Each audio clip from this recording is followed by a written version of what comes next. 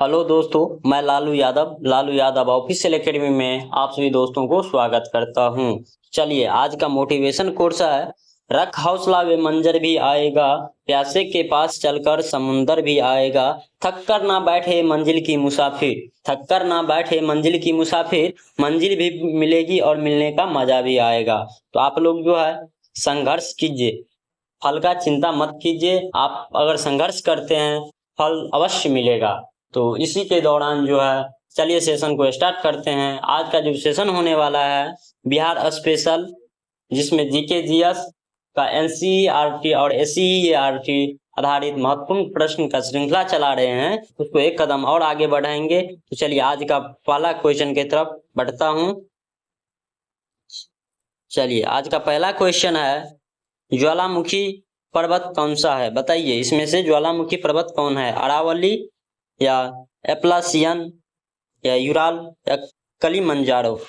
बताइए इसका right answer क्या होगा। आप लोग जो है कमेंट में आंसर देते चलिएगा, लास्ट में देखिएगा कि आप कितने स्कोर कर पाए हैं।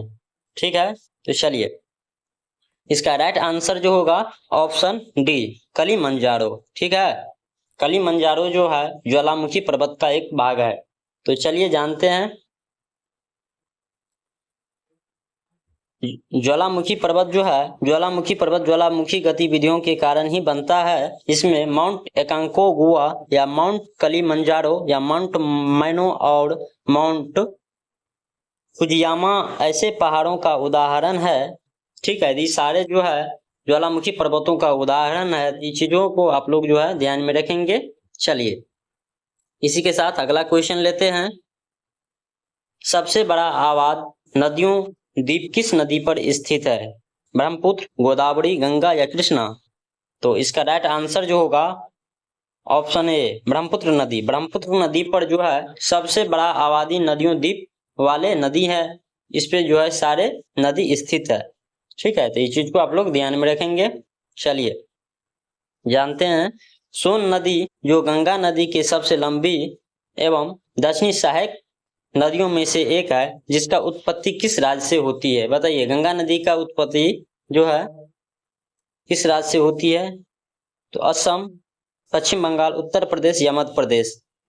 तो इसका राइट आंसर जो होगा ऑप्शन डी, मध्य प्रदेश। मध्य प्रदेश से जो है सोन नदी जो गंगा नदी की सबसे लंबी सहायक नदी है, इसका उद्गम स्थल जो है मध्य प्रदेश है। तो चलिए जानते हैं, सोन नदी भारत के मध्य भाग में बहने वाली एक नदी है, जो सोनभद्र बहने वाली नदियां है, जो सोनभद्र शिला के नाम से भी इसे जाने जाते हैं। और यमुना के बाद यह गंगा नदी के दक्षिण उपनदियों में से सबसे बड़ी नदी है, जो मध्य प्रदेश के अनूपपुर जिले या अमरकंटक के पास उत्पन्न होती है। ठीक, जो कि विंध्य हिमाचल पहाड़ियों में नर्मदा नदी के स्रोत स्थल से पूर्व स्थित है। तो इस चीज को ध्यान में रखेंगे। ठीक है, क्या है? तो सोन नदी गंगा नदी की सबसे बड़ी एवं सहायक नदी है, जिसका उत्पत्ति मध्य प्रदेश से होते हैं। ठीक है, इस चीज को ध्यान में रखेंगे आप लोग। मध्य प्रदेश से कौन सी नदी का उत्पत्ति होती है? तो गंगा नदी, सॉरी, सोन नदी की। ठीक है, तो इस चीज को ध्यान में रखेंगे आप लोग। चलिए इसके साथ अगला क्वेश्चन लेते हैं। कौन सा नदी द्वीप सिंधु नदी पर स्थित है? बताइए, सिंधु नदी पर कौन सा नदी द्वीप या कौन सा द्वीप स्थित है? माजुली, बुक्कुर या द्विविसिम या व्यापी? तो इसका राइट आंसर जो होगा बुक्कुर। बुक्कुर जो है इसका राइट आंसर होगा ऑप्शन बी, बुक्कुर। बुक्कुर जो है सिंधु नदी पर स्थित है, जो कि बुक्कुर एक द्वीप है। ठीक है, तो चलिए जानते हैं, इस प्रकार जो है बुक्कुर द्वीप है, ठीक, जो कि सिंधु नदी लेह लद्दाख होते हुए पाकिस्तान में जाते हैं, इसके जो है तट पर स्थित है। तो इस चीज को ध्यान में रखेंगे आप लोग। चलिए अगला क्वेश्चन लेते हैं। सिंधु नदी की निम्नलिखित सहायक नदियों को उत्तर से दक्षिण की ओर व्यवस्थित कीजिए। बताइए, सिंधु नदी, आप लोग सबसे पहले ये जान लीजिए सिंधु नदी है क्या। ये रहा अपना भारत और ये रहा लेह लद्दाख। यहाँ से सिंधु नदी जो है इधर पाकिस्तान हो गया, पाकिस्तान में जाती है और सिंधु नदी जो इसे सिंधु नदी कहा जाता है, ठीक। और सबसे पहले इसका जो है सहायक नदी झेलम है, ठीक। एक नंबर पे झेलम है और दूसरा नंबर पे जो है चेनाब है, तीसरा नंबर पे जो है क्या है रावी नदी है और चौथा नंबर पे जो है सतलज नदी है। तो इस चीज़ को ध्यान में रखेंगे। तो आप लोग बताइए आंसर क्या होगा, मैच कीजिए। एक नंबर पे झेलम नदी है, दूसरा नंबर पे चेनाब है, तीसरा नंबर पे जो है रावी नदी है और सतलज नदी चौथे नंबर पे जो कि उत्तर से दक्षिण की क्रम में व्यवस्थित इस प्रकार है। तो आप लोग ऑप्शन से आप ऑप्शन देने में कोई दिक्कत नहीं होगा, तो आप लोग आंसर दे सकते हैं। तो इसका राइट आंसर जो होगा ऑप्शन डी इसका राइट आंसर होगा। चलिए जान लेते हैं एक बार। इस प्रकार आपका सिंधु नदी है जो कि चीन से निकलती है और जो है इस प्रकार पाकिस्तान में जाते हैं और इसका पहला जो है सहायक नदी झेलम है और दूसरा चेनाब है और तीसरा इस प्रकार रावी है, ठीक है, और चौथा जो है सतलज है। अब ये बताए थे इस प्रकार सारे नदी का क्रम है जो कि उत्तर से दक्षिण की ओर स्थित है और सिंधु नदी के सहायक नदी है सारे नदी। तो इस चीज़ को ध्यान में रखेंगे आप लोग। चलिए इसी के साथ अगला क्वेश्चन लेते हैं। दुनिया का सबसे बड़ी नदी द्वीप माजुली ब्रह्मपुत्र नदी पर कहाँ स्थित है, बताइए। गोवा में, महाराष्ट्र में, मणिपुर में, वेस्ट बंगाल में, असम में। तो इसका राइट आंसर जो होगा ऑप्शन ई असम इसका राइट आंसर होगा।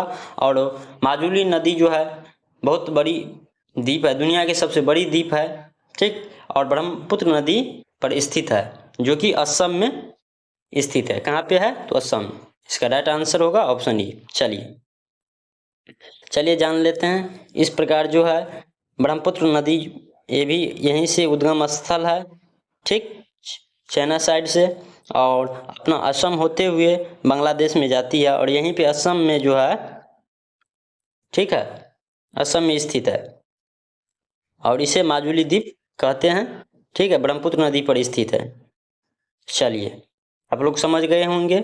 अगला क्वेश्चन है, बुद्ध ने अपना पहला उपदेश कहाँ दिया था, बताइए। कुशीनाड़ में या सारनाथ में, बोधगया में, ऋषिपतन में। तो इसका राइट आंसर जो होगा ऑप्शन बी सारनाथ में जो है बुद्ध अपना पहला उपदेश दिया था। तो इस चीज़ को ध्यान में आप लोग रखेंगे, ठीक है। चलिए जान लेते हैं। उन्होंने अपना पहला जो है उपदेश सारनाथ प्राचीन ऋषिपतन में दिया था। इस चीज़ को ध्यान में रखेंगे आप लोग। तो भगवान बुद्ध जो है अपना पहला उपदेश कहाँ दिया था, सारनाथ में, और आज के उत्तर प्रदेश में है यह स्थित। कहाँ है, तो उत्तर प्रदेश में स्थित है, जो कि धर्म चक्र प्रवर्तन के नाम से जो है प्रसिद्ध हुआ। और इसका मृत्यु कब हुआ था, 80 वर्ष के हो गए थे। इसके पश्चात जो है इसका मृत्यु जो है कुशीनगर में हो गया था। तो इस चीज़ को आप लोग ध्यान में रखेंगे, ठीक है। चलिए अगला क्वेश्चन लेते हैं। हीराकुंड बांध किस राज्य में स्थित है, महाराष्ट्र, कर्नाटक, उड़ीसा, राजस्थान। तो इसका राइट आंसर जो होगा ऑप्शन सी ओडिशा में जो है हीराकुंड बांध स्थित है, ठीक है। चलिए जानते हैं। यहीं पे है उड़ीसा, आपका भारत के नक्शा है, इसमें जो उड़ीसा यहाँ पे है, यहीं पे हीराकुंड बांध है, ठीक। तो इस चीज़ को ध्यान में रखेंगे आप लोग। चलिए अगला क्वेश्चन है, भारत में किस राज्य में कुचिपुड़ी नृत्य का उत्पत्ति हुई है, बताइए। कर्नाटक, महाराष्ट्र या गुजरात या आंध्र प्रदेश। आंध्र प्रदेश इसका राइट आंसर होगा ऑप्शन डी। इसमें जो है कुचिपुड़ी का नृत्य हुआ करते हैं, इसीलिए आंध्र प्रदेश में है। तो इस चीज़ को ध्यान में रखेंगे आप लोग। कुचिपुड़ी नृत्य कहाँ होती है, तो आंध्र प्रदेश में। चलिए जान लेते हैं सारे जो है नृत्यों के बारे में। चलिए भारतनाट्यम जो है तमिलनाडु में कहा जाता है, ठीक है, और कथक जो है उत्तर प्रदेश में कहा जाता है, कुचिपुड़ी आंध्र प्रदेश में, और ओडिसी जो है उड़ीसा में कहा जाता है। कथकली केरल में कहा जाता है, और शास्त्रीय नृत्य असम में कहा जाता है। मणिपुरी में जो है मणिपुर में कहा जाता है। मणिपुरी नृत्य जो है मणिपुर में कहा जाता है। और मोहिनी अट्टम केरल में कहा जाता है। तो इस चीज़ को ध्यान में रखेंगे। सारे पॉइंट को जो है आप लोग स्क्रीनशॉट ले सकते हैं, क्योंकि एग्जाम के व्यू से जो है बहुत इंपॉर्टेंट होने वाले हैं। तो चलिए इसी के साथ अगला क्वेश्चन लेते हैं। The Arctic home in the Vedas किसने लिखा था, बताइए। महात्मा गांधी, लोकमान्य तिलक, लाला लाजपत राय, सरदार वल्लभ भाई पटेल। तो इसका राइट आंसर जो होगा ऑप्शन बी, लोकमान्य तिलक या बाल गंगाधर तिलक के नाम से इसे जानने जाते हैं, जो the Arctic home in the Vedas का लेखन किया था। ठीक है, इस चीज को आप लोग ध्यान में रखेंगे। चलिए अगला क्वेश्चन है, चुनाव के प्रयुक्त होने वाली अमिट स्याही में कौन सा रासायनिक यौगिक मौजूद होती है, बताइए। Sodium nitride, sodium potassium nitride, silver nitride, उपरोक्त में से एक सदी या उपरोक्त में से कोई नहीं। इसका राइट आंसर जो होगा option C, silver nitride. Silver nitride जो है आप लोग चुनाव किए होंगे, चुनाव में मतदान किए होंगे, तो इसमें जो है आप लोगों को फिंगर पे अमिट स्याही नामक जो है एक रासायनिक यौगिक जिसमें मौजूद होता है लेप लगाए होंगे इस प्रकार। ठीक है, जो कि दोहरी मतदान को रोकने में मदद आता है, क्योंकि आप लोग जो है दोबारा कोई मतदान नहीं कर सकते हैं, इससे पता चल जाता है। ठीक है, तो इस चीज़ को ध्यान में रखेंगे आप लोग। चलिए जानते हैं इसके बारे में। अमिट स्याही जो है सिल्वर नाइट्राइड होते हैं इसमें मौजूद, जो कि दोहरा मतदान के रोकने के लिए चुनाव के दौरान मतदाताओं के उंगली में जो है लगाया जाता है। तो इस चीज़ को ध्यान में रखेंगे। और सिल्वर नाइट्राइड को दाग जो है त्वचा पर कुछ दिनों के लिए बना रहता है। ठीक है, इससे व्यक्ति मतदान कर चुके हैं इससे पता चलता है, और दोबारा आपको मतदान नहीं करने देंगे। तो इस चीज़ को ध्यान में रखेंगे, क्योंकि अभी चुनाव का माहौल है, यहाँ से क्वेश्चन आ सकता है। चलिए अगला क्वेश्चन है, माइक्रोस्कोप द्वारा प्रस्तुत VASA-1 AI मॉडल क्या करने में सक्षम है, बताइए। मौसम परिवर्तन की भविष्यवाणी करने में, या कार रेसिंग गेम का अनुकरण करने में, या चित्रों को जीवंत बोलने वाले वीडियो में बदलना, या पाठ से संगीत उत्पन्न करना, इनमें से कोई नहीं। तो इसका राइट आंसर जो होगा ऑप्शन 3, इसका राइट आंसर होगा चित्रों को जीवंत बोलने वाले वीडियो में बदलना, जो कि VASA-1 AI मॉडल इसमें सक्षम करता है। ठीक, तो इस चीज़ को ध्यान में रखेंगे। मैं इसको द्वारा प्रस्तुत किया जाता है। तो चलिए इसके साथ अगला क्वेश्चन लेते हैं। भारत सरकार अधिनियम 1935 के तहत जो किस गुलामी का चार्टर बताया था, बताइए। किसने गुलामी का चार्टर बताया था भारत का अधिनियम 1935 के तहत? महात्मा गांधी जी, नेताजी सुभाष चंद्र बोस, मौलाना हजरत मोहनी, या उपरोक्त में से एक सदस्य, या उपरोक्त में से कोई नहीं। तो इसका राइट आंसर जो होगा ऑप्शन ई, उपरोक्त में से कोई नहीं, क्योंकि अधिनियम 1935 के तहत गुलामी का चार्टर बताने वाला पंडित जवाहरलाल नेहरू थे। कि कौन थे? पंडित जवाहरलाल नेहरू जी। ठीक, इस चीज को ध्यान में रखेंगे। चलिए जान लेते हैं। In was a new charter of slavery. Pandit Jawaharlal ने भारत सरकार अधिनियम 1935 में के बारे में कहा था। यही जो है इसका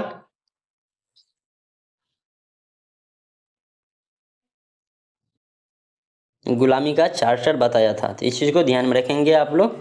ठीक है, चलिए इसी के साथ अगला क्वेश्चन लेते हैं।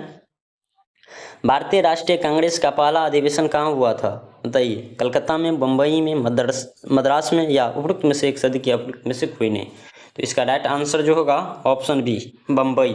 बम्बई में जो है भारतीय राष्ट्रीय कांग्रेस का पहला अधिवेशन हुआ था, और इस चीज़ को आप लोग ध्यान में रखेंगे। चलिए इसके बारे में कुछ जान लेते हैं। और भारतीय राष्ट्रीय कांग्रेस किस वर्ष स्थापना हुआ था? 1885 ईस्वी में। डेट भी आप लोग याद रखेंगे। अखिल भारतीय पैमाने पर भारतीय राष्ट्रीय आंदोलन का पहला संगठित ही सभा कहा जाता है इसे। और इनका जो है स्थापना जो किया था भारतीय राष्ट्रीय कांग्रेस का, जो कि A.O. होम जी द्वारा किया गया था। ठीक, तो इस चीज़ को ध्यान में रखेंगे आप लोग। चलिए अगला क्वेश्चन लेते हैं। इंडिया फॉर इंडियंस प्रसिद्ध नारे किसने दिया था? भारत भारतीयों के लिए हैं, बताइए। राजा राम मोहन राय, स्वामी दयानंद सरस्वती जी या स्वामी विवेकानंद? उपरोक्त में से एक से अधिक या उपरोक्त में से कोई नहीं। तो इसका राइट आंसर जो होगा ऑप्शन बी इसका राइट आंसर होगा। स्वामी दयानंद सरस्वती जी ने कहा था इंडिया फॉर इंडियंस, भारत भारतीयों के लिए है। ठीक, तो इस चीज को ध्यान में रखेंगे आप लोग, यहाँ से इंपॉर्टेंट क्वेश्चन बन सकता है।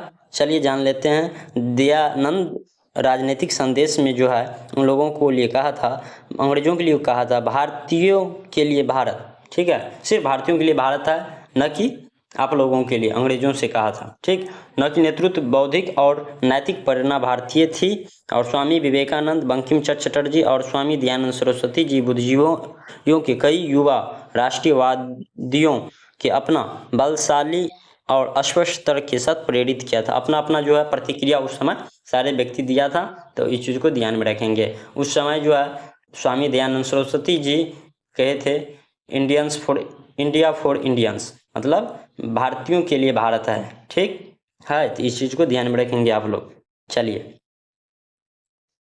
अगला क्वेश्चन है, मुस्लिम लीग का स्थापना वार्षिक अधिवेशन नियमित रूप से कब आरंभ हुआ है? बताइए, नियमित रूप से बात कर रहा है 1916 ईस्वी में, 1919 ईस्वी में, 1924 ईस्वी में या 1925 ईस्वी में?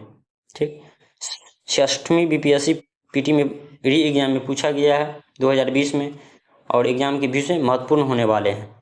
ठीक है, बीपीएससी के सारे क्वेश्चन आप लोगों को प्रीवियस शेयर करा रहा हूँ, जो कि एनसीईआरटी और एससीईआरटी सम्मिलित है। तो आप लोगों को एग्जाम के व्यू से 3.0 जो री एग्जाम होने वाले हैं, इनके लिए महत्वपूर्ण होने वाले हैं। आप लोग जो है ध्यान से आप लोग क्वेश्चन का आंसर दीजिए, और अभी तक चैनल को लाइक सब्सक्राइब नहीं किए हैं तो चैनल को लाइक सब्सक्राइब कर लीजिए। तो इसका राइट आंसर जो होगा ऑप्शन डी। वैसे तो मुस्लिम लीग का स्थापना 1906 ईस्वी में हुआ था, और अगर नियमित रूप से आरंभ की बात करें तो इसका राइट आंसर जो होगा 1925 ईस्वी, और ऑप्शन डी इसका राइट आंसर होगा। तो इस चीज़ को ध्यान में रखेंगे आप लोग। ठीक, तो चलिए जान लेते हैं। दिसंबर 1906 में जो है ढाका के नवाब सलीमुल्लाह ने ढाका को स्थापना किया। उसी समय जो है स्वदेशी आंदोलन भी स्टार्ट हुआ था 1906 ईस्वी में। तो इस चीज़ को भी ध्यान में रखेंगे आप लोग, जिसे बंगाल विभाजन के समर्थन किया और स्वदेशी आंदोलन का विरोध किया। ठीक है, वही समय 1906 में जो है स्वदेशी आंदोलन का विरोध भी किया था, और मुसलमानों के लिए अलग निर्वाचन मंडल का मांग किया था। यहीं पे जो है ढाका में मुसलमानों के लिए एक अलग निर्वाचन की मांग किया था। ठीक, तो इस चीज़ को ध्यान में रखेंगे आप लोग। और कराची अधिवेशन जो है 1907 ईस्वी में हुआ था। इसके बाद जो है 1906 में जब स्वदेशी आंदोलन का बहिष्कार हुआ, इसके बाद जो है कराची आंदोलन 1907 ईस्वी में हुआ था। ठीक, तो इस चीज़ को भी आप लोग ध्यान में रखेंगे। चलिए इसी के साथ जो है अगला क्वेश्चन लेते हैं। विश्व जल दिवस 2024 का उप विषय क्या है, उसका थीम क्या है, बताइए। Who waits water is life, water for peace या nature of water and self well development? इसका राइट आंसर जो होगा option C, water for space. इसका अर्थ हुआ शांति के लिए जल, और विश्व जल दिवस 2024 का उप थीम जो थे शांति के लिए जल था। तो इस चीज़ को ध्यान में रखेंगे आप लोग। ठीक, तो चलिए जान लेते हैं। इस बार 2024 का जो थीम था विश्व जल दिवस 2022 मार्च को, वैसे तो विश्व जल दिवस 22 मार्च को मनाया जाता है, और इस बार जो 24 का थीम जो था शांति के लिए जल थे। ठीक, तो इस चीज़ को ध्यान में रखेंगे आप लोग। चलिए इसी के साथ अगला क्वेश्चन लेते हैं। और विश्व प्रसन्नता रिपोर्ट 2024 में भारत का स्थापना क्या है, बताइए। जो पूरे विश्व में भारत का बताइए प्रसन्नता के मामले में कौन से स्थान पर है, 120 या 121 या 124, मोर देन अबव या नॉन ऑफ द अबव?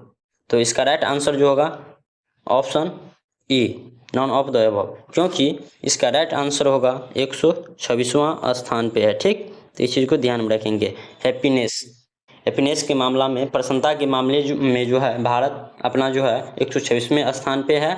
और भुखमरी में जो है कौन सा स्थान पाया है? 111, मतलब 111 नंबर पे है। ठीक, तो इस चीज़ को ध्यान में रखेंगे। चलिए जानते हैं अगला क्वेश्चन। चलिए इसको पहले जान लीजिए आप लोग। अंतर्राष्ट्रीय प्रसन्नता दिवस 20 मार्च को मनाया जाता है और इस बार का थीम जो थे खुशी के लिए पुनः जुड़ाव चालित समुदायों जो है का निर्माण हो। ठीक, और संयुक्त राष्ट्र सतत विकास समाधान नेटवर्क के विश्व खुशहाली रिपोर्ट जारी किया 2024 में, जो कि 143 देश है कुल, जिसमें भारत का 126वां स्थान है। यही चीज़ आप लोग को बताना चाहते थे। ठीक, तो यहाँ पे से क्वेश्चन बन सकता है, आप लोग ध्यान में रखेंगे। भारत में जो है खुशहाली के मामले में 126वां स्थान है और भूखमरी के जो है स्थान केमा है तो 111वां स्थान है भूखमरी के मामले में। ठीक, तो इस चीज़ को भी आप लोग ध्यान में रखेंगे। चलिए अगला क्वेश्चन है 2023-24 मानव विकास रिपोर्ट के अनुसार वैश्विक मानव विकास सूचकांक HDI पर भारत का स्थान क्या है? बताइए, भारत का कौन सा स्थान है 2024 मानव विकास रिपोर्ट में? 130 या 132 या 134वां? उपयुक्त में से एक सदिक या उपयुक्त में से कोई नहीं। तो इसका राइट आंसर जो होगा ऑप्शन सी, इसका राइट आंसर होगा 134वां स्थान है। और 2024 में जो मानव विकास रिपोर्ट के अनुसार वैश्विक मानव विकास सूचकांक में जो है भारत का 134वां स्थान है। तो इस चीज़ को आप लोग ध्यान में रखें। ठीक, ऑप्शन सी इसका राइट आंसर। चलिए आज का सेशन का जो है लास्ट क्वेश्चन होने वाले हैं। अभी तक आप लोग जो है चैनल को लाइक सब्सक्राइब नहीं किए हैं तो ज़रूर लाइक कर लीजिए, चैनल को सब्सक्राइब कर लीजिए और दोस्तों के पास शेयर भी कीजिए अगर अच्छा लग रहे हैं सेशन को तो, क्योंकि उन लोगों का फायदा हो। चलिए अगला क्वेश्चन है संयुक्त राष्ट्र विकास कार्यक्रम यूनाइटेड नेशनल डेवलपमेंट प्रोग्राम का मुख्यालय कहाँ है? बताइए, न्यूयॉर्क, सैन फ्रांसिस्को या मेलबर्न, लंदन, स्विट्जरलैंड? तो इसका राइट आंसर जो होगा ऑप्शन ए, न्यूयॉर्क। न्यूयॉर्क में जो है संयुक्त राज्य विकास कार्यक्रम या यूनाइटेड नेशनल डेवलपमेंट प्रोग्राम का मुख्यालय है। तो इस चीज़ को ध्यान में रखेंगे आप लोग। ठीक है, चलिए जान लेते हैं। और यूनाइटेड नेशनल डेवलपमेंट प्रोग्राम का स्थापना जो है 22 नवंबर 1965 ईस्वी में हुआ था और इसका मुख्यालय कहाँ था? न्यूयॉर्क में। और इसका प्रशासनिक हेड अचीम स्टोर थे। ठीक, और क्या इसका आदर्श वाक्य क्या था? यूनाइटेड नेशनल डेवलपमेंट जो है प्रोग्राम का इस बार का 2024 का आदर्श वाक्य था ऊपर की ओर बढ़ना। ठीक, तो इस चीज़ को भी आप लोग ध्यान में रखेंगे और इसका स्क्रीनशॉट आप लोग ले सकते हैं। और सेशन अच्छे लगे होंगे तो सेशन को शेयर कीजिए, लाइक कीजिए, सब्सक्राइब कीजिए लालू यादव ऑफिशियल एकेडमी में। ठीक, आप सभी दोस्तों को हार्दिक हार्दिक स्वागत है और इसी के साथ जो है अपना सेशन को यही एंड करना चाहता हूँ। Thank you so much all friends.